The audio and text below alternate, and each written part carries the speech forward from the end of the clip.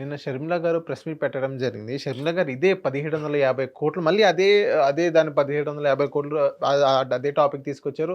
Adani topic తీసుకొచ్చారు.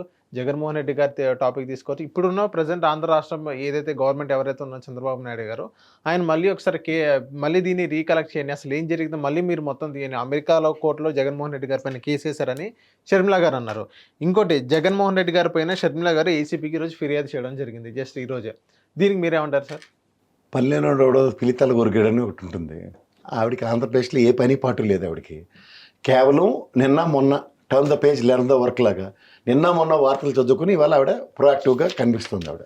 ఇప్పుడు జాతీయ స్థాయిలో అదానీ మీద జరుగుతున్న దానికి జగన్మోహన్ రెడ్డి మీద ఇక్కడ ఆంధ్రప్రదేశ్ అధ్యక్షురాలు అయ్యి ఉండే ఆవిడ, ఆంధ్రప్రదేశ్ కాంగ్రెస్ అధ్యక్షురాలు అయ్యి అదానీ మీద పోరాటం దేశవ్యాప్తంగా కాంగ్రెస్ శ్రేణులు చేస్తుంటే పార్లమెంట్ వేదికగా ఈవిడ ఏం చేస్తుంది ఇక్కడ వాళ్ళ అన్న మీద పోరాటం చేస్తుంది.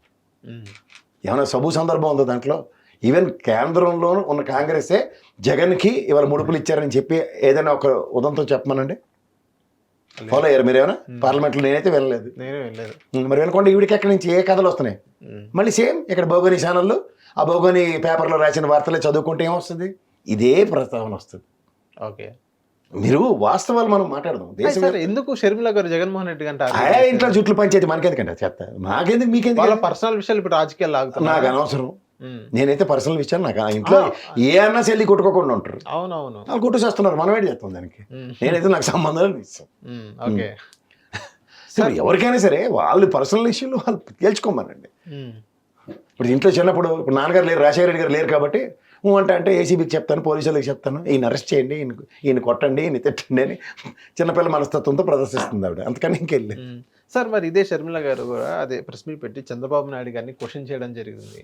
మీరు చెప్పిన ఏదైతే సూపర్ 6 అది ఎక్కడ ఉన్నాయి? ఇప్పుడు మహిళలు ఒక బస్ ఎక్కి ఎందుకు డబ్బులు ఇచ్చి టికెట్ తీసుకోవాలి?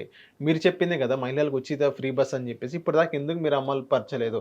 తెలంగాణ చూడండి, అటు కర్ణాటక చూడండి, అవి వాళ్ళు వచ్చి రాగానే ఇలా విత్ ఇన్ స్పాన్ ఆఫ్ సెకండ్స్లో ఇలా అమలు చేశారు. మీరు ఎందుకు అమలు చేయలేకపోతున్నారని షర్మిల గారు అడుగుతుంది. నేను అందుకే చెప్తున్నాను అమ్మ, నువ్వు చిన్నపిల్లవి. ఇక్కడ తెలంగాణలో కానీ కర్ణాటకలో కానీ కాంగ్రెస్ ప్రభుత్వం, కాంగ్రెస్ విధానాలు అలా ఉంటాయి. కానీ ఇక్కడ ఉన్నది ఆంధ్రప్రదేశ్లో ఎన్డీఏ ప్రభుత్వం, అంటే బీజేపీ సంబంధిత ప్రభుత్వం. బీజేపీ విధానాలు ఎలా ఉంటాయంటే మెట్రో ట్రైన్లు కడతాం, ఎల్ఎన్టీ త్రూగా డబ్బులు సంపాదిస్తే పరిస్థితి క్రియేట్ చేస్తాం. ఇలాంటి కథలకి మీరు అలవాటు పడాలి. కాంగ్రెస్ అధ్యక్షురాలుగా ఉండి బీజేపీ భాష మాట్లాడుతూ ఉంటే కుదరదు. కాంగ్రెస్ ఒరిజినల్ లెగసీ ఎలా ఉంటుందంటే డెలివరబుల్స్ మీద ఎక్కువ ఉంటారు వాళ్ళు. ఉచిత బస్సు మేము ప్రామిస్ చేస్తాం, ఇస్తాం. నరేంద్ర మోడీ గారి ఇంటర్వ్యూలో అవన్నీ చూడాలి. జాతీయ ప్రాజెక్టులైన ఎల్ఎన్టీ, ఈ మెట్రో రైలు ఇలాంటి వల్ల ఉచిత బస్సులు కొన్ని స్టేట్లు తీసుకున్న నిర్ణయాల వల్ల తీవ్ర నష్టాలు వస్తున్నాయి అన్న చెప్తే ఇక్కడ ఉన్న ఎన్డీఏ ప్రభుత్వం ప్రాణాలకు తెగించి ఫ్రీ బస్ అని ఇస్తారా? అది మనం గ్రహించగలుగుతాం. మరి మ్యానుఫ్యాక్చర్ ఇచ్చారు కదా సార్, ఏం చేస్తావు?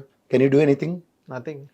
చేత పంచేంద్రియాలు మూసుకుని 5 సంవత్సరాల ప్రభుత్వం మనం అవకాశం ఇస్తాం. ఏం మరి ఆంధ్రప్రదేశ్ ప్రజలకి అప్పుడు తెలీదా ఎలక్షన్స్ ముందే పెన్షన్ పెంచబడిందని, లేదా ఎలక్షన్స్ ముందే నిరుద్యోగ వృత్తి 3 నెలలకో 2 నెలలకో వచ్చిందని? ఇవన్నీ వాళ్ళకి తెలియకుండానే ఓట్లు వేసారా? ఇప్పుడు మళ్ళీ మీరు నేను ప్రశ్నిస్తూ కూర్చుంటామంటే బాధపడినోడికే దాని కష్టం విలువ, బాధ విలువ రెండూ తెలుసు, సుఖం విలువ కూడా తెలుసు. ఇప్పుడు మనం వచ్చి మనం విశ్లేషించి వాళ్ళు చేసిన తప్పు వీళ్ళు చేసిన తప్పు అంటే అది అనవసరమైన విషయం. 5 ఏళ్ళు మీరు ఒక ప్రభుత్వానికి అవకాశం ఇస్తే మూసుకుని కూర్చోడమే. వాళ్ళు చేయలేదా అంటే ఏడు చేస్తారు, చెయ్యము చేస్తాము. కిరణ్ కుమార్ రెడ్డి గారు ఏమన్నారు? జ్ఞాపకం ఉందా? అది సొమ్మేం పోయింది. నీళ్ళు ఏమన్నా తెలంగాణకి ఏం చేస్తా ఉన్నారు? ఏమైంది? తర్వాత రాష్ట్రమే చీల్చుకుపోయింది. అవును.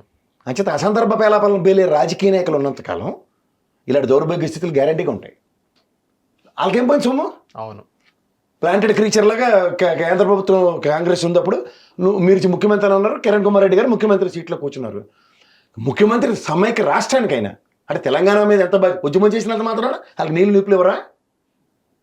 మాట్లాడిన బాధ్యత రాహిత్యమైన ఒక మాటకి ఎక్కడి దాకా వెళ్ళి అందరూ మనోభావాలు గాయమైపోయి అంటారు తెలంగాణలో. అవును. 10 ఏళ్ళు పట్టింది అదే కాంగ్రెస్ మళ్ళీ నిలబడడానికి.